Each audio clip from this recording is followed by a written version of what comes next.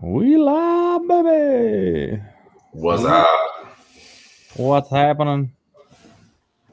I trying something new today, and we are going to try to go live on Instagram. And it looks to me like we potentially could be seeing it. I'm seeing it on Instagram right now. So give me a second. I'm gonna hit. Oh yeah, we're streaming, man. We're streaming.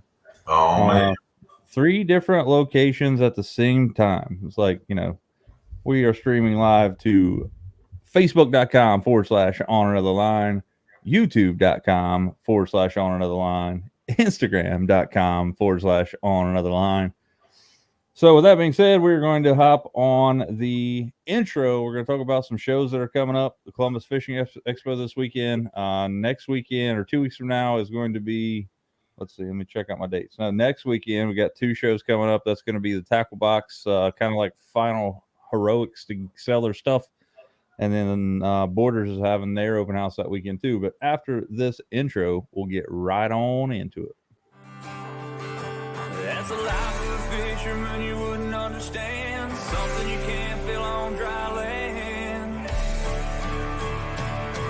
Gotta get your arms way up in a cage and set the hook on smallmouth bass, and then you'll understand. You gotta get your hands on a Shimano reel and a G-Loom that's trying to bet you like what you feel. Step on the deck, give it a whirl. Hello, welcome to my world. What's going on, everybody? Welcome to this episode of Honor the Line. Again, we're trying something new today. We are hitting three different locations today instead of just two. Facebook.com/on another line, YouTube.com/on another line, and we are now streaming live to Instagram.com/on another line. So, JR, how's things in the new boat land? good man. I'm organizing and we're getting close. I've got to work on the soft plastics. That's the next thing. I've got all my hard baits in there. I bought a few. I use those restrictor boxes, Plano 3700 restricted or restrictor. I like those. They're not like crazy expensive, but it has the anti-rust. So that was actually one thing that I was hoping we could talk about today. Actually, is ta-da, storage for your boat, hard bait, soft plastic. So it might be a little bit early on in the show to kind of bring this up, but I know that restrictor is probably what I use for the vast majority. I think you have to be a billionaire to afford the Plano Edge boxes, or they have to just give them to you. Which ones do you like, Tyler? I think I know what you're going to say, though. So my all-time favorite box is the Lure Lock thin boxes. They are super thin. You're getting double the amount of space, double the amount of storage, and the same amount of space. But again, take that for what it's worth. That is a biased opinion because I am affiliated with Lure Lock and I get them at an extreme discount. So, Plano makes good stuff. Lure Lock makes great stuff. I will be the first to tell you, though, I'm out there for my, the people that have followed me through and through. And I will tell you that I love Lure Lock products. They're really good. However, I will tell you that unless you buy those thin boxes that I'm talking about in extremely hot or extremely cold weather, Lure Lock Tack Logic it doesn't fail. It just loses tackiness. It's not really hot weather, but cold weather. Here in Ohio, it gets like, -10 sometimes, and my garage is not heated. So I'll go up there and I have my stuff, vertically stored in my boat, and I'll go up there and my baits. I made the mistake of buying they make a one compartment box where it's just nothing but Tack Logic on the bottom. Thought that was going to be the way to go because you're not losing any square inch of space on there. You can stick stuff everywhere. Works great until it gets cold, and they all fall off and end up being a big mess. So they work great. They work as advertised. I'll continue to use them because their thin boxes are second to none in my opinion. But make sure you get some of the boxes that have splits or bifurcations in them, especially if you live in the area like I do where it's kind of cold and gets kind of, because you can't expect a product to work in extreme temperatures like that, no matter if it's really hot or really cold. So I'm not faulting the product at all because, again, I'm using it out of the realm of things. If you had it stored flat, it would be totally fine. I store vertically because I don't have that much space. But I like the Lure Lock Thin boxes. I like, and one of my favorite boxes that I actually have that it's not Lure Lock is actually a Plano, and it's like an amazing box that they made, but it's a spinnerbait box and buzzbait box that has like the little things that you press the wires down into and it holds it. I love it. I really like it a lot. Yeah, I have a buzzbait and spinnerbait box for that. Those are pretty nice. And then I think it's a big debated thing too. Is how do you store your soft plastics? I mean, I know a lot of people just put the bags, but I always found that the bags were always kind of I don't know. I just stuffed every bag, like every single bag that I could get into my boat, and then I could never find individual things. So so that's right to an extent. I will say that you see these pros that are that store their soft plastics in like boxes. Like they'll have like a Plano box and they'll have that all stacked in there. Like to me, I think I personally would never do that. I like storing them in bags. That way I know what's going on. I will, though, say that JR and I were talking about this the other day. I need to find a better way of storing these things. Right now I got these little like cheap Walmart boxes that I bought for like $10 for like 20 of them at Walmart. And I have to dig through them a lot, but they're just perfect size for a bag of baits to fit in. But we've been talking about the 6 Sense lure bags that they have. Plano makes some really good ones. Strike King, I think, has some. You can find them all over the place. But one thing that I did do, and I really like the way it works, is the Lure Lock. They make it's called a deep box. Let's see if I can find the actual picture here. But the deep box, it's really made for spinner baits and things like that. But I did find out here. I got a picture over here. I'll share it. I did find when I very first started looking at this thing, I bought this thing initially, or it was, obviously this was in part of the initial Pro Staff deal that I got through. I got one of these because I wanted to put tools and stuff in it to have in my boat. And then I found out that a bag of baits will fit in here, 2 solid bags of baits lengthwise and about 10 per row. So this thing will hold like, I'm guessing 30 to 40 bags of baits at least.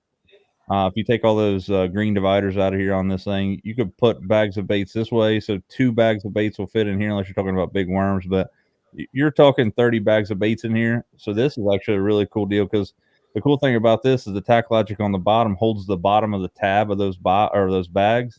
And you can just kind of flip through them like a Rolodex and find what you're looking for. Yeah, I like the as far as I'm definitely one of the guys that likes to put certain baits into. I've got some of the really cheap Plano boxes, the ones that are like, I don't know, $3-4 at Walmart, and they're the smaller type. So I'll put like assorted creature baits in one. I'll put assorted, craws, as well as, some paddle tails, which the ones that have a lot of scent, I typically leave those in the bags just to, keep the scent, so to speak. As far as the bags that I put on there, my favorite one has definitely been the 6 Sense bag. Let me see. Fast and passion in the house. What's up, man?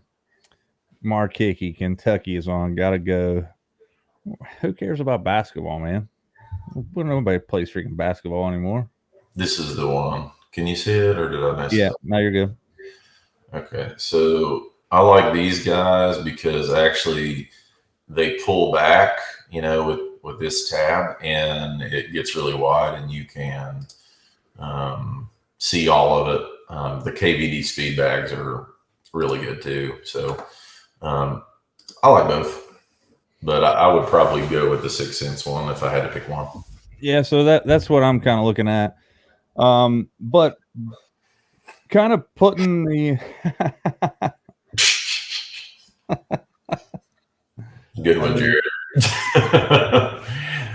always dad full of dad jokes, Jared Reese. dude, like you got me jealous already. St. Clair, early March. I'll be there second week in April. You can bet your rear end on it. But a couple of quick housekeeping things before we start talking about more about storage for your boat. They did just release the YolaTech Video of the Year contest, which I know a lot of you guys have already voted for, so I appreciate that. But you can go out to Instagram and Facebook, facebook.com/myYoloTech, and then it's the same for Instagram, instagram.com/myYoloTech. If you just comment on there number 2 or number 2 is the best, whatever, would appreciate it, because I am in the running for about $1,250 of prize money. And I don't know if you guys have seen my latest video that I released today at 8 o'clock this morning, but I just put one of the last upgrades on my boat. And over the last year, since last January, I've put over $14,000 worth of upgrades on my boat. And which begs the question, a lot of people have been getting it on Instagram and on YouTube comments. You know, I've been looking for a new boat for the last 6-8 months. I've been trying to find a boat that fits me. You guys have seen a ton of different boat videos on my YouTube channel, and I really was in the market for a new boat. But one thing that I've really noticed is that, one, my funds as a high school teacher do not go up as much as inflation does, and two, like, I don't know where this economy is going to go before it gets better. You know, I live in not a giant house, guys. For a high school teacher, I got about a 3,000 square foot house. I was lucky enough to get left this house when my dad passed away. And it's paid off, which is a major deal. Same with my boat is paid off too. But my electric bill last month was like $300, and that's like cheap. In the summertime, it runs $500+ a month.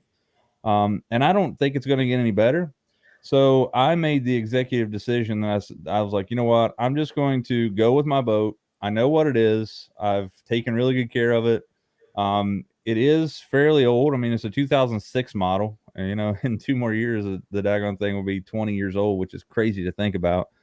But, you know, I've put a lot of stuff in there. I put the very first upgrade I put on there it was actually March, I believe.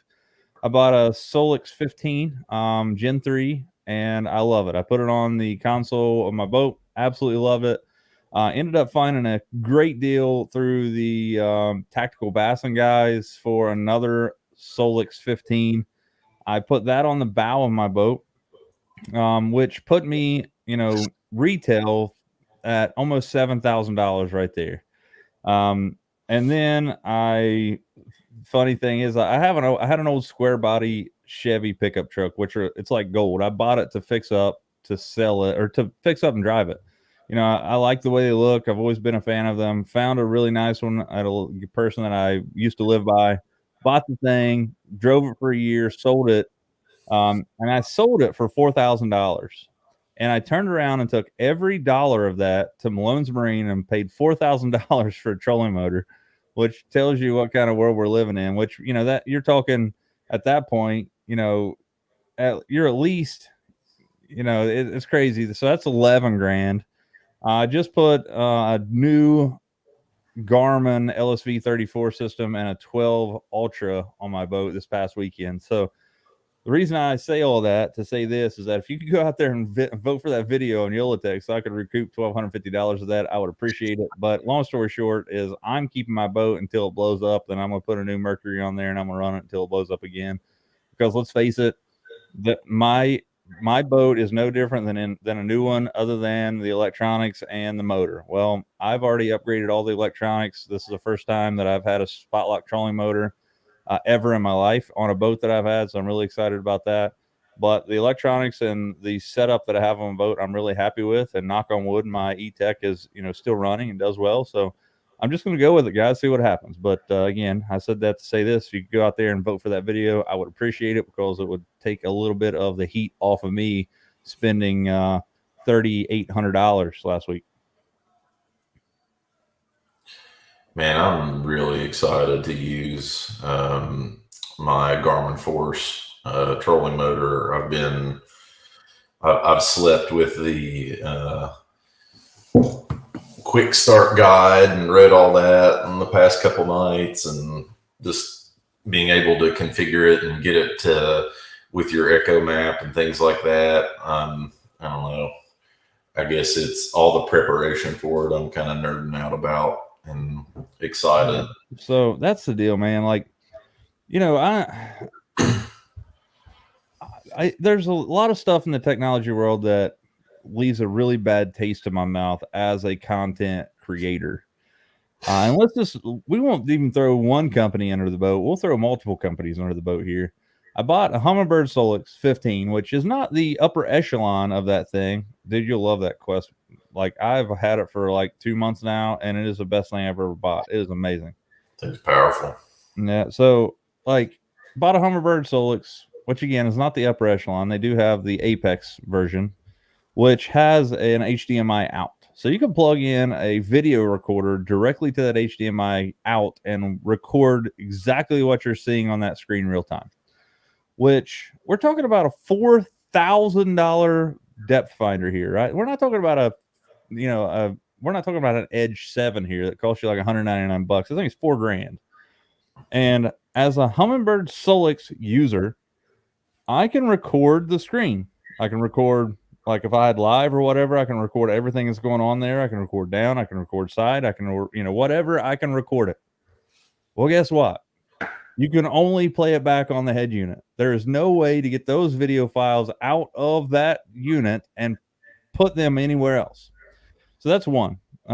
Second off, I bought, I kind of knew this, but I figured there was a way around it. I bought an Ultra 1, not the Ultra 2, Echo Map Ultra 1, which was, they're cheaper now than they used to be because they have the Ultra 2 now. Still, $1,500 to $2,000 graph.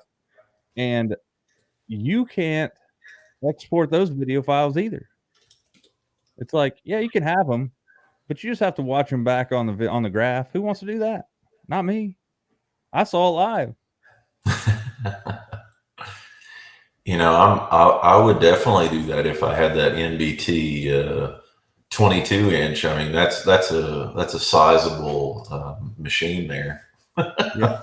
Just to reiterate, though, guys, you can record video and have it output on the Apex, and you can do that on the GPS maps units, which are $1,000 more. Oh yeah, BOAT, bro.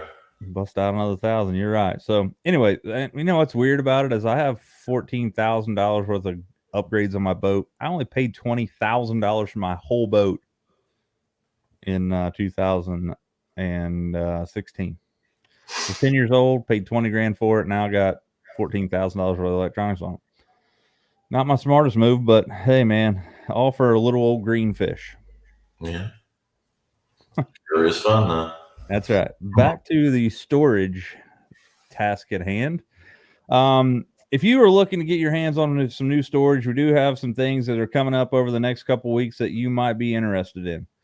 First and foremost, you guys know that the Tackle Box was near and dear to mine and JR's hearts. I've been a pro staffer for the Tackle Box for the better part of 10 years now, and I have loved every minute of it. I've spent hundreds of thousands of dollars probably at Greg's over the years. In the grand scheme of things, buying Shimano this and Shimano that, Loomis this, Loomis that, you name it. Shut the business down. Obviously, we know that. That was December. And then, or might have been November. I think it was December. But anyway, shut the business down and had no plans of opening it back up. But I am here to tell you that the 16th and 17th, which is a Friday, Saturday, he's doing a 2-day kind of last hurrah, going out with a bang sale. 50% off everything in the store except for certain items. I don't know what those certain items are. I can't imagine it's a lot. He's not going to be keeping things back. I would say it's probably rods and reels that he's got a lot more money in. But you're at least going to get 40% off all that stuff. Cash only, though. The post that he made said cash only. I did message him today about a company wanting to buy some of his stuff outright, and Greg said that he could come the day that everybody else came. He wasn't going to let anybody in there beginning of the, before that. So which I get, but that is the 16th and 17th. It is a 50% off everything left in the store, cash only sale. So you can stop there and check that out. Now, on the flip side of that, you also have Borders Open House, which is coming up next weekend as well, the 16th and 17th. Let me make sure I get the times here correct, because I want to make sure that I don't lead you astray. I was texting Brad today. Friday is going to be 12 to 6, and then Saturday is 9 to 6. And I will be barring that the weather gets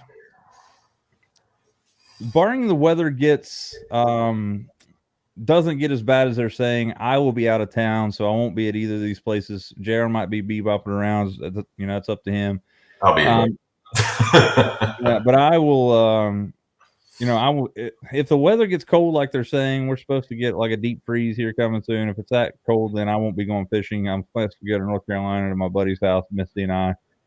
So I won't be around unless the weather changes. But both of those things are good things to check out.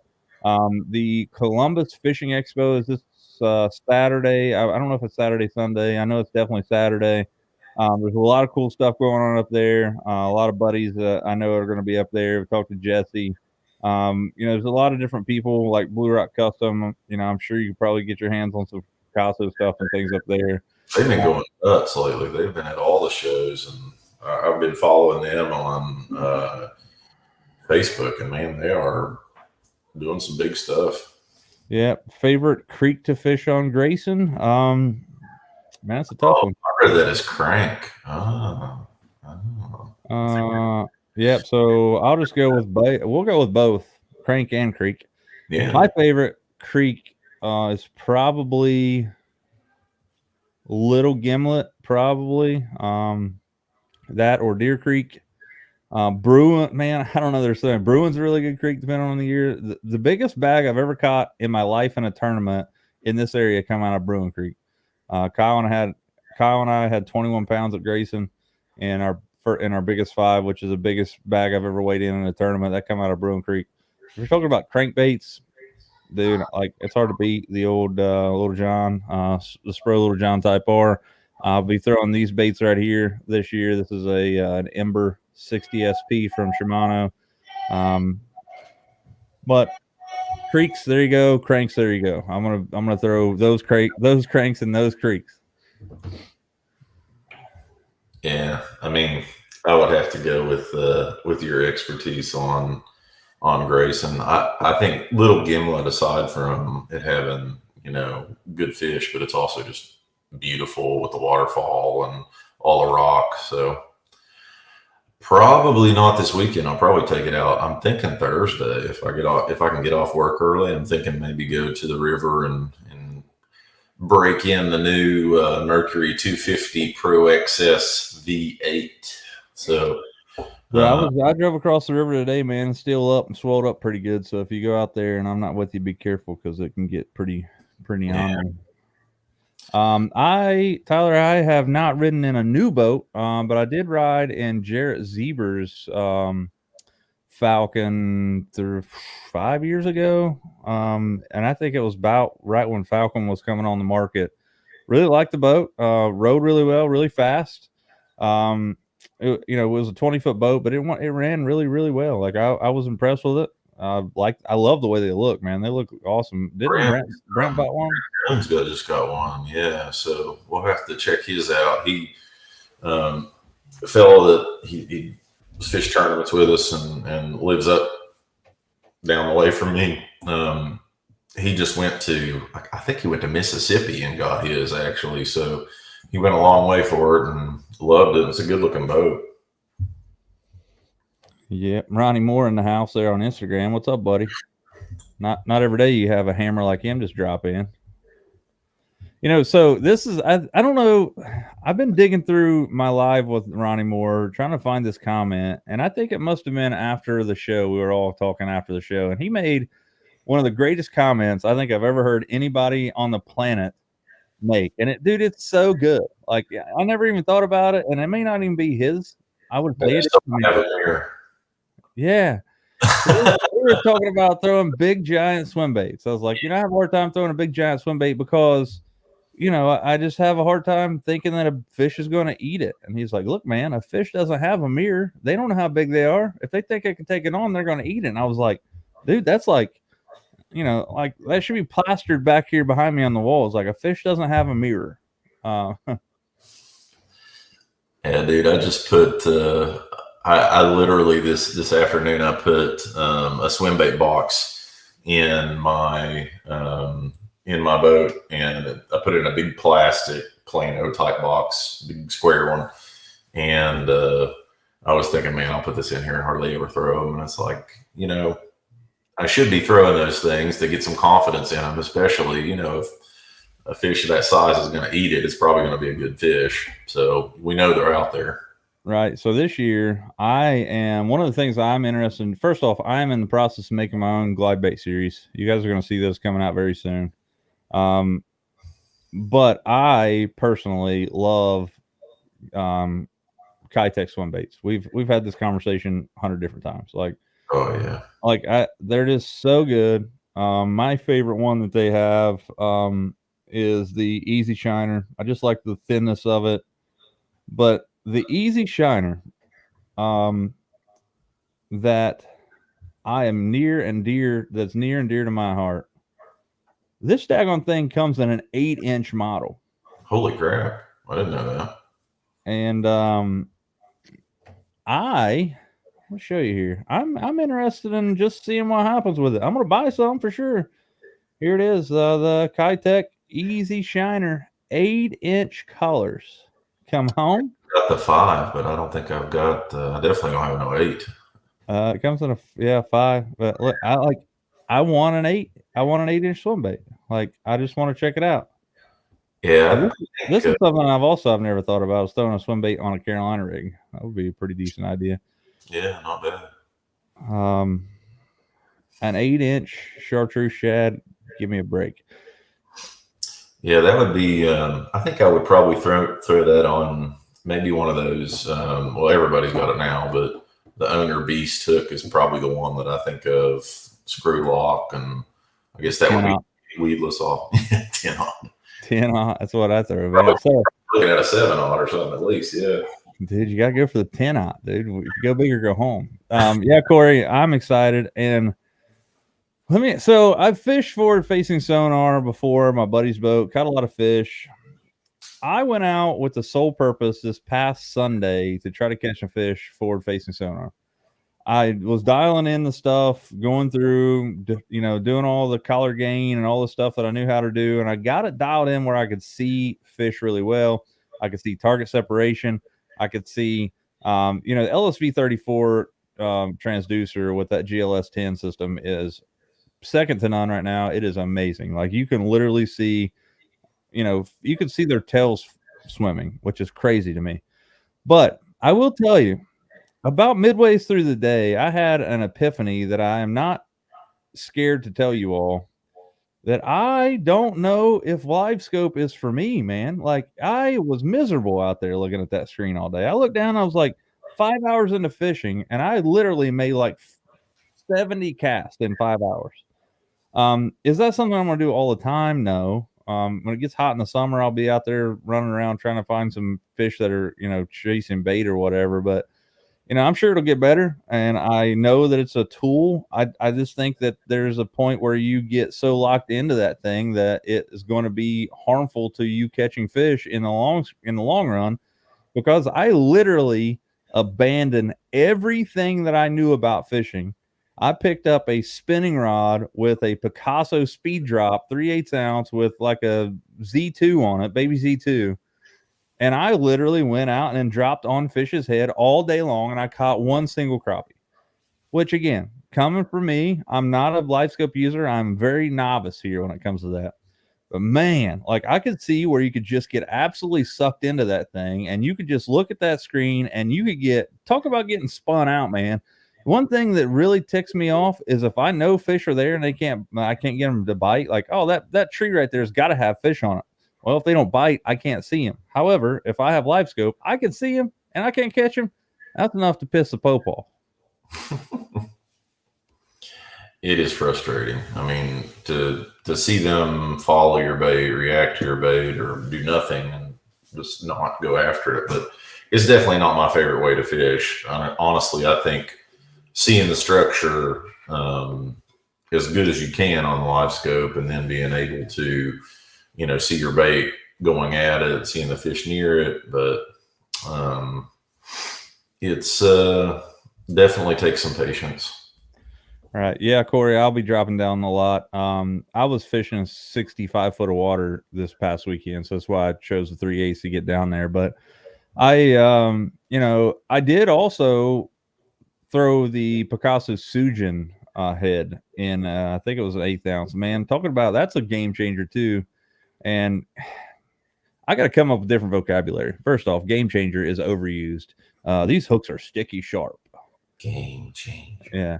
But I will say that I said it on my video. I believe that, one of the very few things that are considered game changers in the planet of fishing is forward facing sonar. And I think that's a big deal. But I enjoyed fishing. First off, I rigged that thing by myself, which, by the way, if you ever try to do that, take a long walk off a short pier because it's not very fun. I ran a 1/0 cable, 1/0 power cable to a distribution panel in one of my rod lockers, and then ran all my graphs to that distribution panel. I figured that if C-Clear Power does great with like 12 gauge wire all the way through it, what's good is good and what's great is even better. So I got 0 gauge and run power. If it gets to the point where I have voltage drop, I ought to be able to run 700 graphs on 0 gauge without a voltage drop. So everything's good there. It was a lot of work. Got it all rigged up. Next thing I run into is you guys are going to see a video of that. There's a company in my area that I'm going to talk to tomorrow about building a mount or a plate for my existing mount. JR gave me a Panther over the trolling motor mount I guess it's been a year ago now. And that's what I've had my Solix 15 running on.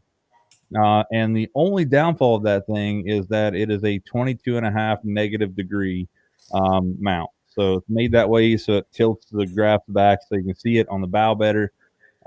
So I have the option to either make a new plate to put the secondary graph above it or drill new holes in my deck. And I'm trying to avoid number 2. I'm a realist. The more holes you put in that thing, the weaker it's going to be. So I don't want to do that. I want to keep the existing mount, but you guys will be seeing a video about that. I did get all the wires ran, put a new fused distribution panel in my boat. You guys will be seeing a video about that. Really like the way it turned out. Another faux pas that I found is that Garmin only gives you like a 10-foot network cable to run from your graph to the GLS 10 unit. So you either have to buy a $50 cable or move the GLS 10 unit closer to the graph, which is what I chose to do. But it was kind of a, it was kind of a buzzkill when I pulled out a, $4,000 setup and I have to buy a $50 cable because I don't want my GLS 10 to be under my trolling motor. Yeah, they try to get you every single way they can. No doubt about it. Glad I could be of help, Casey. Yeah. Redneck English. That's right. That's Appalachian, man. So I just wrote this banner on there. Did anybody watch the MLF live on the last few days of it, not the first 2 days of it? Let us know, because it was painful to me. It was painful. Yeah. So, and I feel like that there's something to that. Like, I feel like that MLF, going back to I think JR posted on a comment from one of the guys from Picasso the other day.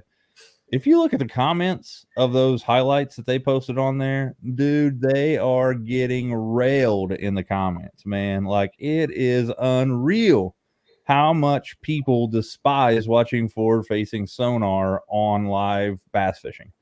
And I think that was that was not in play last year when it was a 5 fish counts rule, Completely agree. because they're fishing for big fish. And if you notice this, first off, Jacob Wheeler caught fish and he won tournaments, and Dustin Connell caught fish and I think he won a tournament. But, you know, these two guys with the every fish counts rule are head and shoulders, in my opinion, better than the whole field. These guys have mastered the technique of finding scoreable fish on forward-facing sonar and catching every one of them. If you catch 100 2-pounders, you're going to have 200 pounds at the end of the day, right? So it's not about catching that 4-pound stringer anymore. If you catch 20 pounds, 25 pounds in a tournament, you got a chance of getting paid no matter where you're at, unless you're in Okeechobee. But you throw it down to where, you know, a 2-pound fish is a scoreable fish and they can catch them. You get on a big school like Spots or something, you could catch 30 in an hour. It's just, you know, and I think that's what it is. Like they've narrowed themselves down to where people are fishing for a check rather than fishing to be fishing. And, you know, that's kind of the pro level anyway. They're fishing for a check, but they're not fishing. You can't say that those guys are enjoying that. There is no way you can. Yeah. I mean, it was, and I love MLF. This was, I mean, the worst I'd ever seen as far as just staring at people's backs while they're looking in front of themselves, looking at the screen. And I don't know. I mean, I lost interest really quick. I mean, I was at work most of the time anyway, but I couldn't watch too much of it even on the weekend because it was just too boring. And I mean, I love fishing. I would love to get as good a live scope as those guys. But I mean, like you said, I think when you bring out big fish baits, it's a lot more fun to watch. And, you know, it's like Ott Defoe, I did catch him say that. He was out there throwing a buzzbait at one point and said, "Take that, scopers." And I mean, that was my favorite part of the entire thing, which, you know, I obviously love Ott Defoe. He's one of the best anglers probably of all time, to be honest, one of. But I don't know. It's just not, it's not as entertaining. And I think when you're, you know, dinking every single 1 2-pounder, I think it was 2-pounders there, you're just getting these small fish. And I mean, I think to what you said, Tyler, I think Connell won by like 30 pounds. Yeah, but Wheeler had like 80 pounds the first day. Yeah. Yeah. So, and that's another thing is like, I think now it comes to a point where it's a strategic fishing plan as opposed to going out. And I bet Jacob Wheeler thought 80 pounds one day, I'm smoking the field. Right. Yeah, no, I saw that, Corey. That's what I was saying. I thought that, you know, you guys would have something there. You know, Corey, by the way, was with Scott Martin the other day when he won, which is crazy. Dude, which brings me to another point there. And I have nothing. No, I don't have a dog in the fight. I've never fished Okeechobee. I've never been there. But, you know, according to Corey's comments, I watched on his video earlier and I watched Scott Martin's video the other day. And I mean, it's the truth. It's not they claim, they know. I mean, Okeechobee as a lake is in terrible shape. And Scott Martin basically said in his statement that the reason that he was able to do so well is that all of Okeechobee is not fishable anymore. So it condenses these fish down to like 5-acre areas, and you'll have like 20 boats in these 5-acre areas just in there smashing on them. And you can't, they can't reproduce when they're in there. One, the water's too shallow. Two, people are in there fishing for them, you know. And I've talked about this till I'm blue in the face, and I'm a tournament angler through and through. Like, I love tournament fishing. Like, it's one of my favorite things to do on the planet. But I swear to you, taking a fish out of their nesting area during the nesting season is absolutely crucial and detrimental to the life and longitude of the bass fishing, or the bass that we love to fish for. You cannot tell me any otherwise. Because, for example, let's just say that we go out to Yatesville and I see a 5-pounder on a nest. I pitch in there, I catch her. She stays in a live well all day. I take her 5 miles from where I caught her down to the dam. I weigh her, I release her. Well, one of two things happen there. One of them is that she dies due to the delayed morbidity that everybody talks about now, which is a real deal. Like she could swim out there and die and you never know, or she may be belly up and one of the eagles out there eat her. Who knows? That's one thing. Second off, she swims off and is healthy. Well, if she's laid her eggs at that other nest, or maybe she hasn't, we're hurting the population as bass anglers during the spring, and the spring is the best time to catch bass. They're as big, as they're fat as they're going to get. So it's a double-edged sword.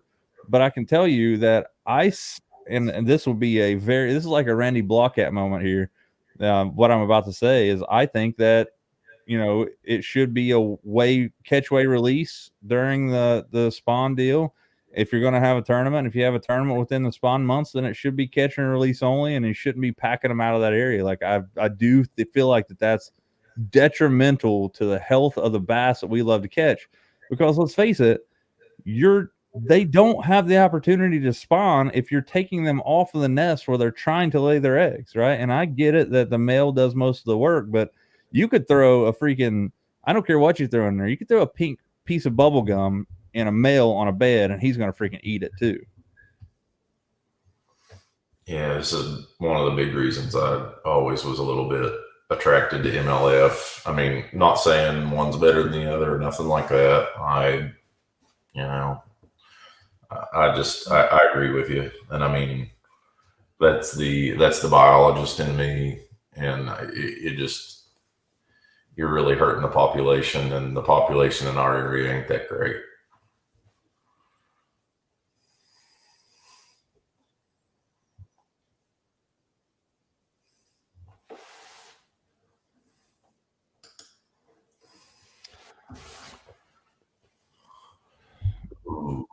Yeah. So, and I could see where, that is a very opinionated statement, but I'm here to tell you that I'm a bass fisherman, and I too hate parts of bass fishing tournaments.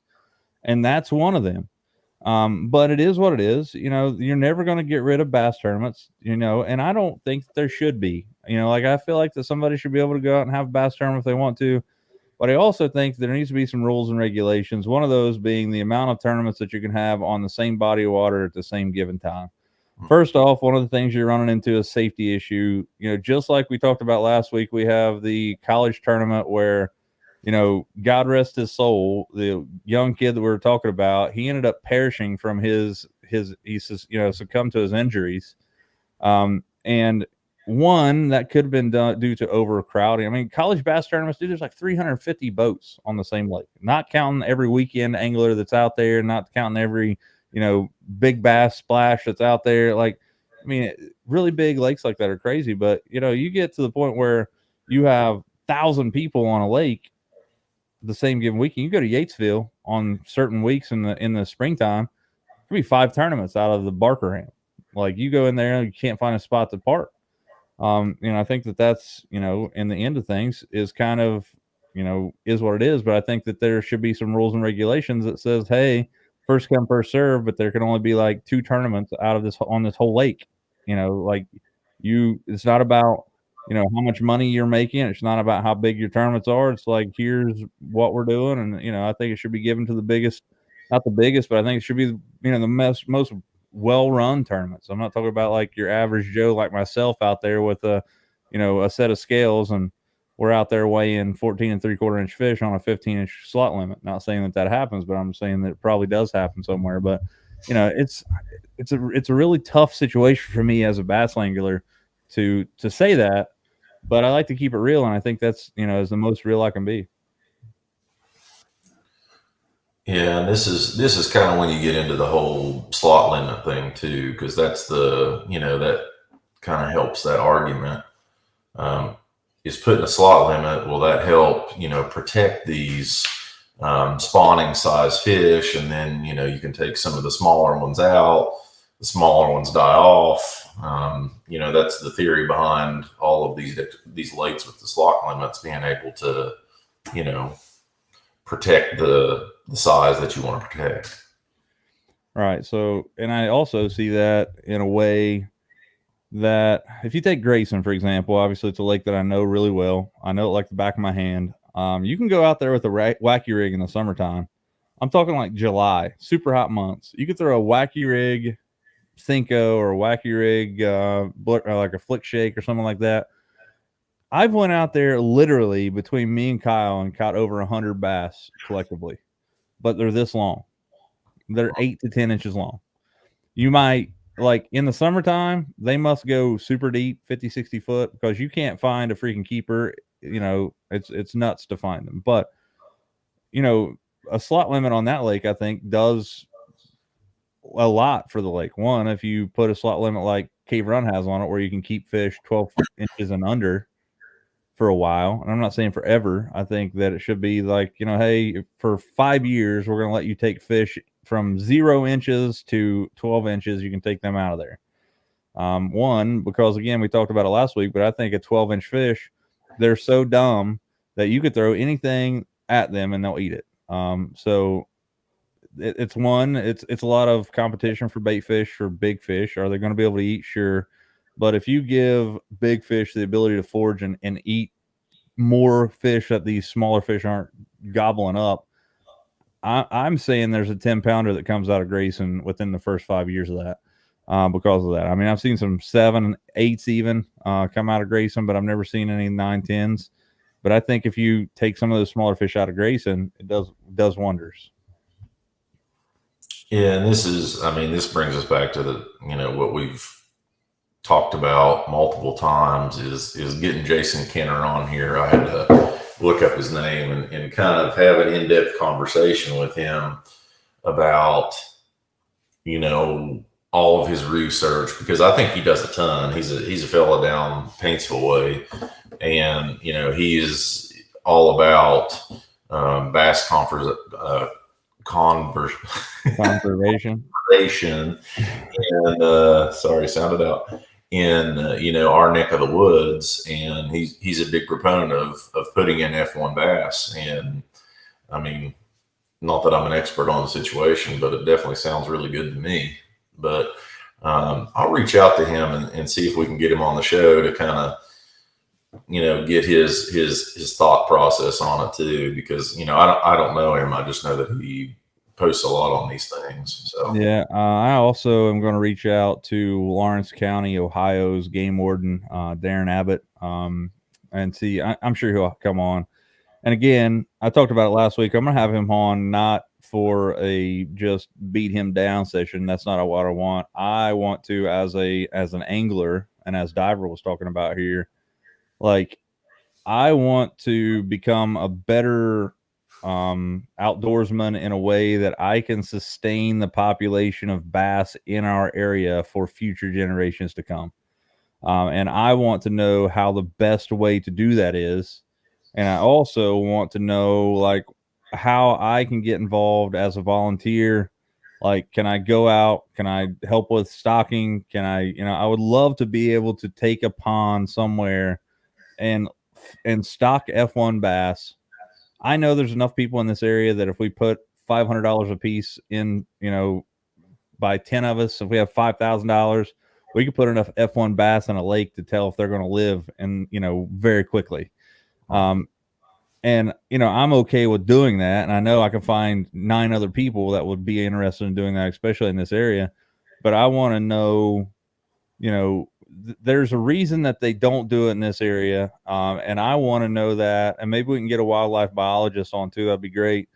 I want to know why they are so hesitant to do that in this area. I would also like to find out why they only stock fish that die off. I've never seen any fisheries in Ohio being stocked with game fish, bluegill, bass. You always see them stocking trout, which trout, great eating fish. Really like trout.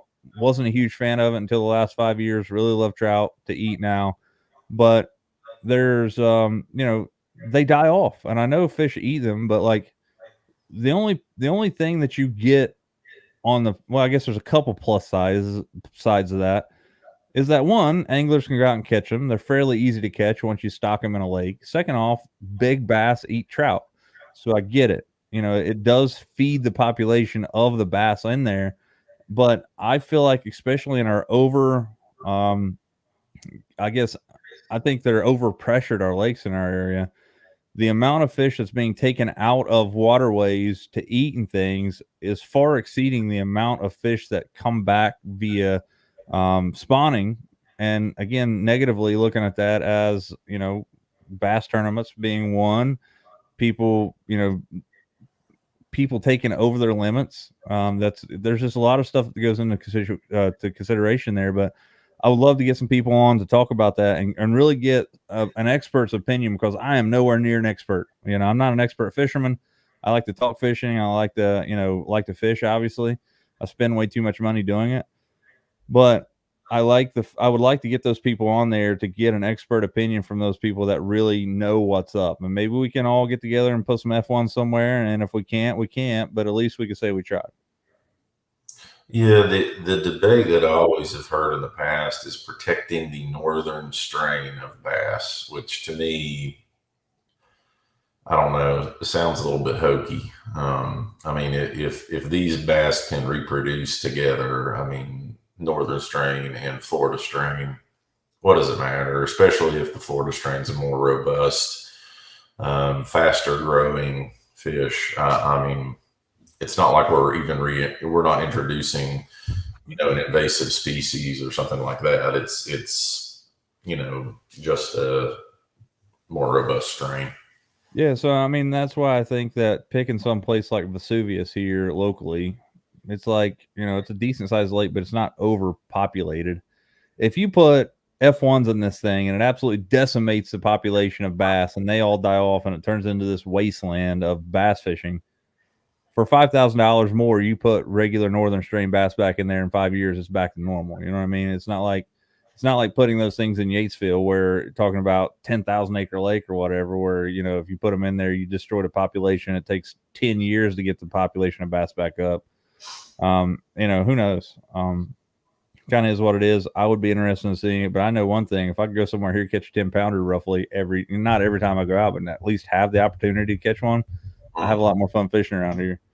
No Speaking of which, watched the Strike King Pro Team Journal today with Greg Hackney.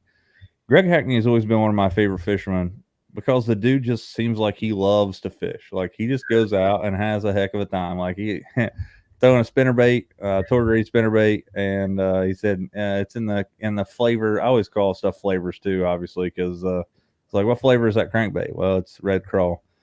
He's like, in the flavor of coleslaw. He said, because you know why I like coleslaw with my fish. But yeah, it was a good time. I watched it. It was great. It's a great episode. If you haven't seen it, it's pretty cool. Talking about catching bass down there in Louisiana. Also, who is better with the jig in his hand than that guy? That guy Probably no is one. incredible.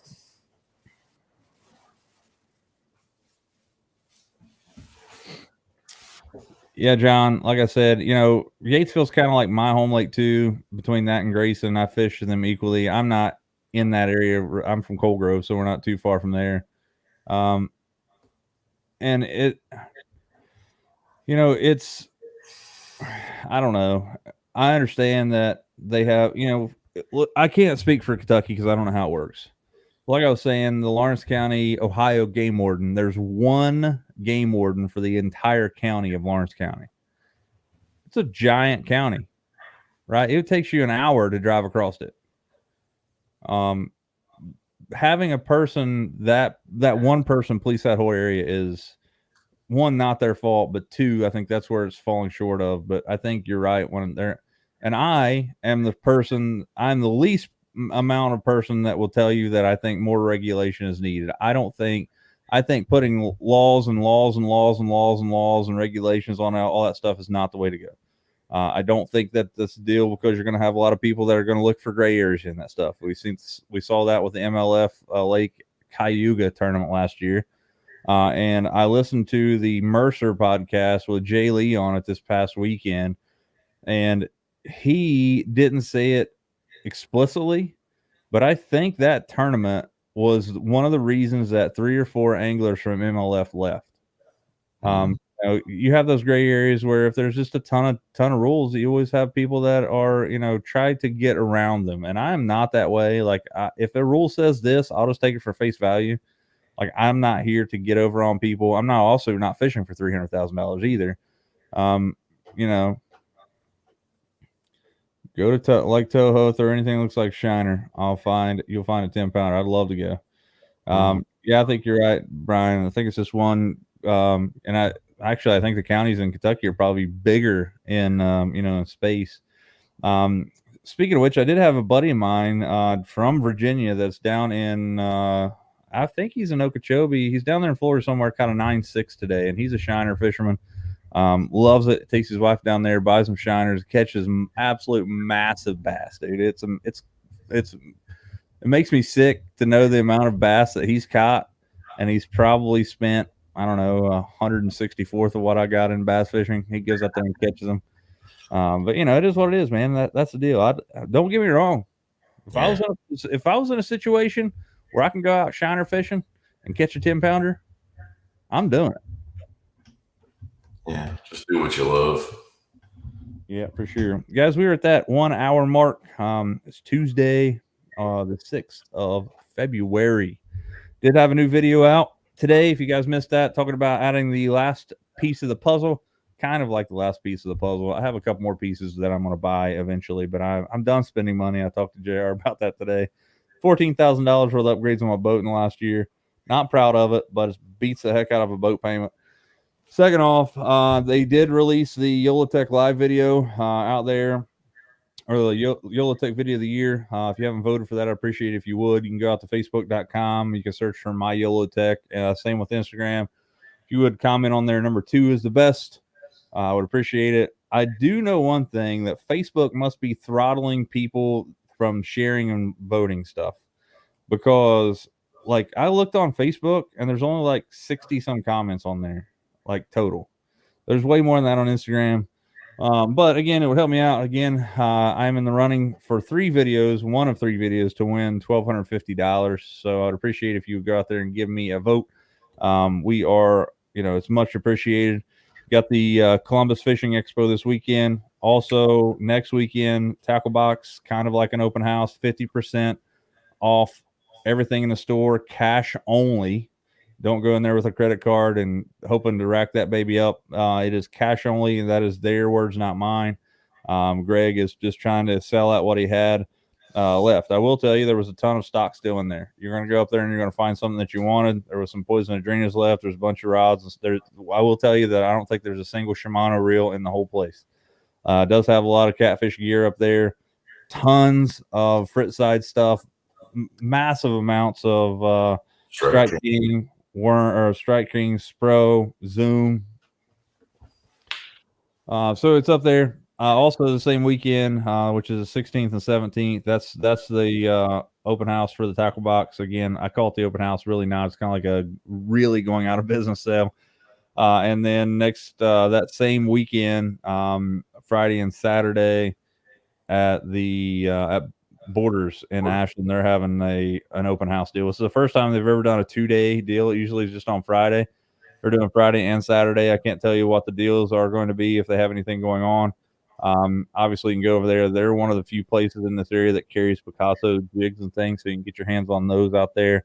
They do have a lot of stuff going on out there. But I told you guys I will be out of town unless the weather gets crazy fishing, but you'll probably see JR in and around both of those places. So I'm going to try to hook him up with some stickers that I created. I created a new really cool Honor of the Line decal. And I will, they'll be free if you see me. And if you want a couple of them, we can mail them to you. And you just pick up the shipping cost. Be like a couple bucks probably. We'll ship you as many as you want. It's a really cool deal. I'll show you guys the decal that I have next week. If you're interested, we can talk about seeing how, if you're local, I'll definitely meet you and give you as many as you want, because I'm having like 1,000 of them made. So, it's there. would give you an option to, to promote us, we would, obviously appreciate it. And I would never charge you for those stickers unless I'm shipping them to you, because again, you're promoting our stuff by putting it on your rigs and your boats and things. So I appreciate it. It's not about making money. It's about getting our name out there. So with that being said, Jared, unless you have anything else, we're going to wrap her up for the evening.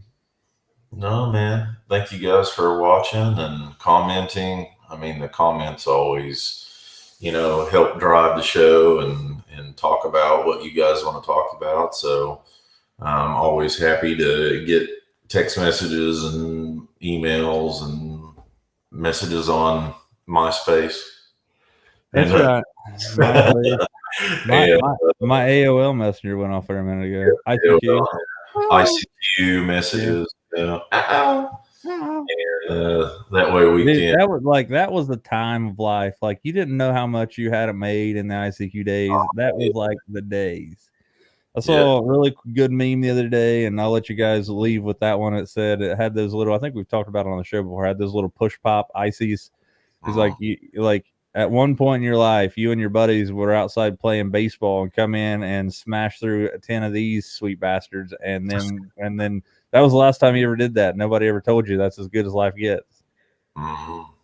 For sure. So anyway, with that being said, you know what to do. You guys can get out there and lean on them. We'll see you next time on another line. See y'all. Have a great evening.